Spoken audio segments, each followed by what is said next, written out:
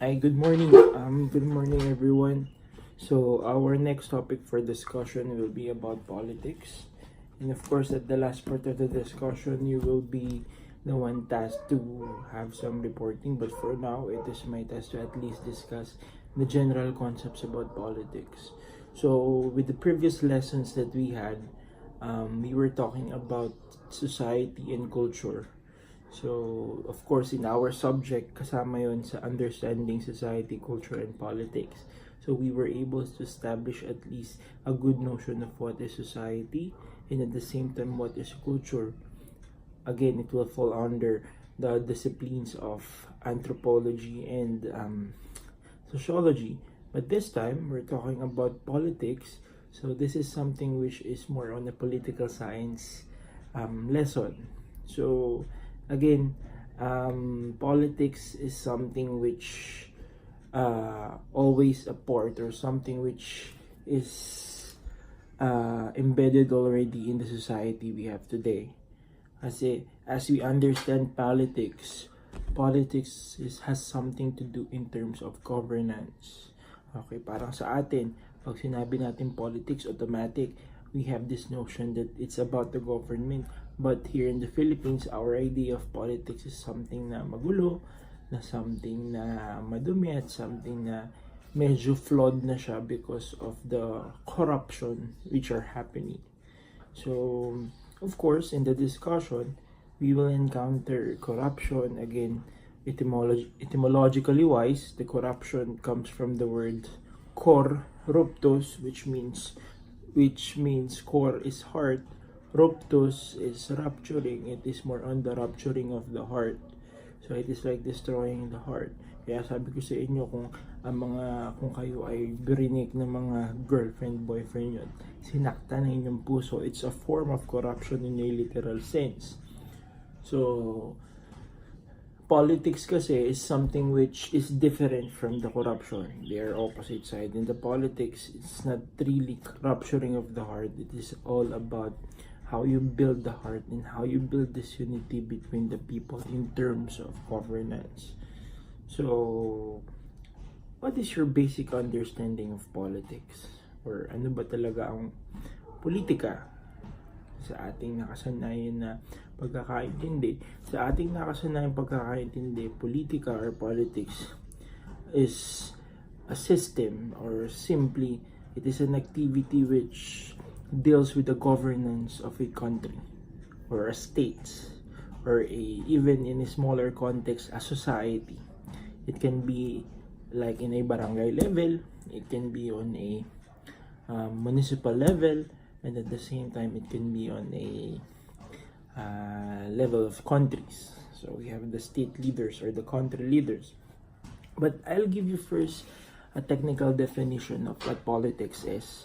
Politics are understood as the activities associated with governance of a country or a certain point of area.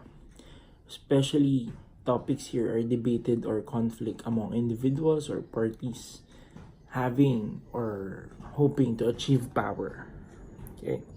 Achieving power is something which is essential in this one. Kasi all people inside the politics or all people into government has this certain kind of power. It is always part of it. Achieving power. Kaya ngayon, tingnan nyo, mapapansin nyo, mag-e-election na tayo. Sa election natin, people are putting much effort on campaign, on endorsing themselves. Why? Because they want a certain position, because that certain position will guarantee them of a certain power which is attributed to a political one. And when you get a political power, meaning you will have a control of something. Not really something. It can be something, not only something, it can be something or someone. So, that is the idea.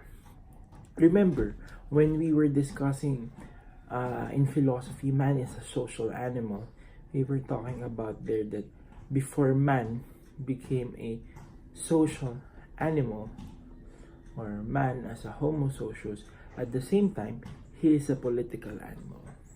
Remember? When we say man is a political animal, we use the origin of the word political. Ginamit natin discussion na yun. Kasi pag sinabi natin political, meaning, ang general concept is they are part of the government. Politiko sila. Pero it's not the etymological meaning. When we say political, we come up with the word polis. The Greek origin of the word. When we say polis, literally, it means city-state. City-state. Ciudad or estado. So what is the connection with that in the idea of being a social animal? Remember when I told you, kasi man is always a social animal. We cannot but be social, or we cannot but socialize with other persons, because in a Greek perspective, when we say city-state or state, the essence of state is connections or socializations. Nakikipag-interact talaga sila sa iba't ibang states.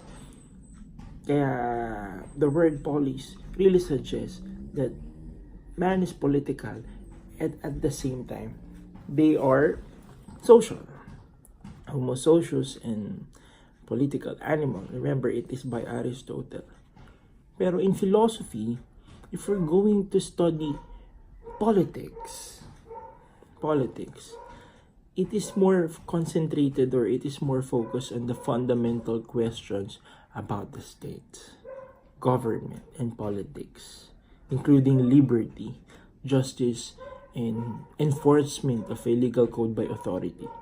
Paano ba nagbibigay ng isang instruction, or paano ba nagbibigay ng legal, what they call this, established law ang isang tao na nasa authority. And at the same time, when we talk about ethics, when we talk about politics, ethics is something which is very important to discuss also. Because ethics applied to a group of people is related to politics. That is why it is ethics which is applied to a group of people, and discusses how a society should be set up and how one should act within a society. Paano ba dapat kumilos ang isang tao within that certain context of society? Sabi ko sa inyo, it's interconnected. Because man is a social animal, man is a homo socius, societies were formed. Man cannot live alone. When societies are formed, this man or these people have this pattern of life. Pattern of life which suggests on how are they going to live in a daily